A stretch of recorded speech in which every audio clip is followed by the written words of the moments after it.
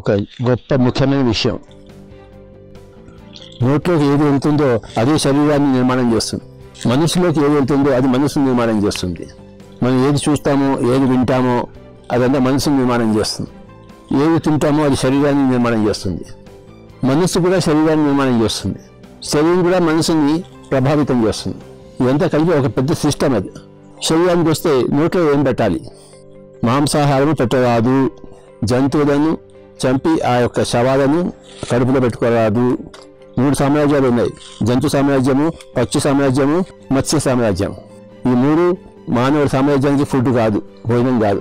చక్కటి ఫలాలు, ఆకులు, అలములు వండుకొని చక్కగా తినాలి. వండుకొని తినచ్చు, వండకుండా తినచ్చు. వృక్ష జాగా నుంచి వచ్చింది తినాలి, జంతు జాగా నుంచి వచ్చినట్టు కాదు.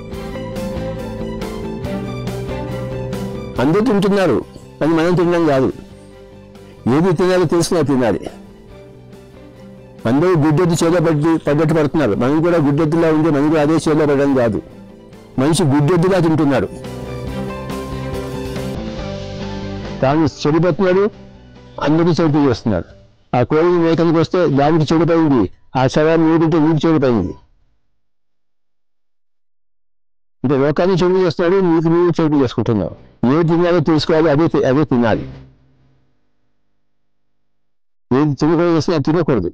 ఏది తినకూడదో దాన్ని తింటూ ఏది తినాలో అది తినకుండా ఉంటే జీవితం అంతా అనర్థాల పాలు, సర్వనాశనం, రోగాల పాలు. ఏం తినాలో తెలుసుకోవాలి. అంటే శాకాహారమే తినాలి, బాగా వంట చేసుకుని తినాలి, లేకపోతే శుద్ధంగా అలాగే తినచ్చు.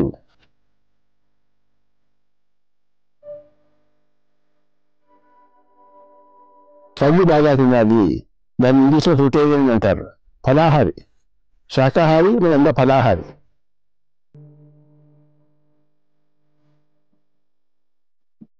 అందుకోసమే నేను ఒక ధ్యానం కనుక, నేను ఒక ఆత్మజ్ఞానం కనుక ప్రతి ఇంట్లో నేనే వండుతాను. నా బాధ్యత అది. నేను వండిన భోజనం పెడితేనే ఆ ఆలుగడ్డ కూర చాలా బాగుంటుంది. అందులో చాలా శక్తి ఉంటుంది, ఎనర్జీ ఉంటుంది, రుచి ఉంటుంది.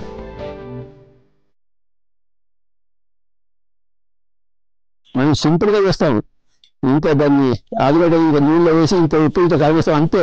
మన టెక్నాలజీ ఉండదు, కానీ రుచి ఉంటుంది. మన మసాలాలు ఉండవు. ఇంత ఆలుగడ్డ ఇంత నీళ్ళలో వేయించి ఇంత ఉప్పు కారం ఇంత పసుపు వేస్తాం అంతే, అయిపోయింది. అది బ్రహ్మాండంగా ఉంటుంది. ఎప్పటికప్పుడు ఫ్రెష్గా చేసుకోవాలి, వేడివేడిగా తినాలి. ఇప్పుడు చేసింది ఇప్పుడు తినాలి. పొద్దున్న చేసింది రాత్రి చేసింది పొద్దున్న కాదు. ఎందుకంత కక్కుర్తి? నువ్వు వంట చేస్తున్నావంటే దాన్ని సరిగ్గా 10 నిమిషాలు 15 నిమిషాల ముందు కూరలు కలుపుకోవాలి, వెంటనే వేసుకోవాలి. తల్లి అలా ఉంచుకోకూడదు.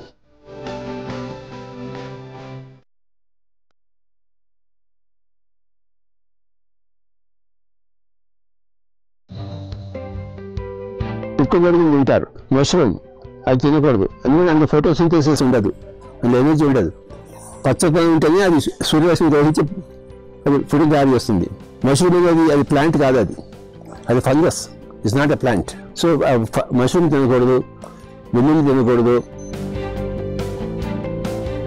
మైక్రోవేవ్లో వండకూడదు, నిన్న చేసిన సాంబార్ వాళ్ళు తినకూడదు.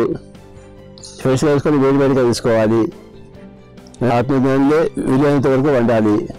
ఇది విధి లేకపోతే ఎవరు వండినా తింటే అది వేరే మాట. కానీ విధి ఉన్నప్పుడు, చాయిస్ ఉన్నప్పుడు ప్రతి ఒక్కరు వంట నేర్చుకోవాలి. ప్రతి ఒక్కరు డ్రైవింగ్ నేర్చుకోవాలా వద్దా? వెహికల్ డ్రైవింగ్ రావాలనుకో, ఎవరి కోసం వెయిట్ చేయాల్సి వస్తుంది. ఇంటి మేము డ్రైవింగ్ నేర్చుకోవాలి. ప్రతి ఒక్కరు వంట నేర్చుకోవాలి, ప్రతి ఒక్కరు డ్రైవింగ్ నేర్చుకోవాలి, ప్రతి ఒక్కరు కంప్యూటర్ నేర్చుకోవాలి. ఇవన్నీ కంపల్సరీ. బేసిక్ థింగ్స్ అన్ని నేర్చుకోవాలి. తెలుగు వాడు మరాఠీ నేర్చుకోకలేదు, మరాఠీ వాడు తెలుగు నేర్చుకోకలేదు, కానీ ప్రతి ఒక్కరు వంట చేయడం నేర్చుకోవాలి, ప్రతి ఒక్కరు డ్రైవింగ్ నేర్చుకోవాలి. ఇది కంపల్సరీ అందరికీ. తర్వాత తినేటప్పుడు కూడాను మొత్తం కొంతమంది అన్నం ఇలా కలుపుతాయి, కంచి అంత బయటకు వస్తుంటుంది.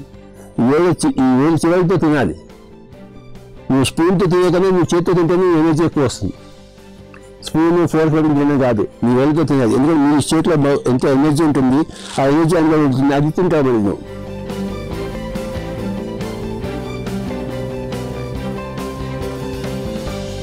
శుభ్రంగా నీట్గా తినాలి. కంట్రోల్గా ఇది మిగలకూడదు. ఎంత కావాలో అంతే వేయించుకోవాలి, వేస్ట్ చేయకూడదు.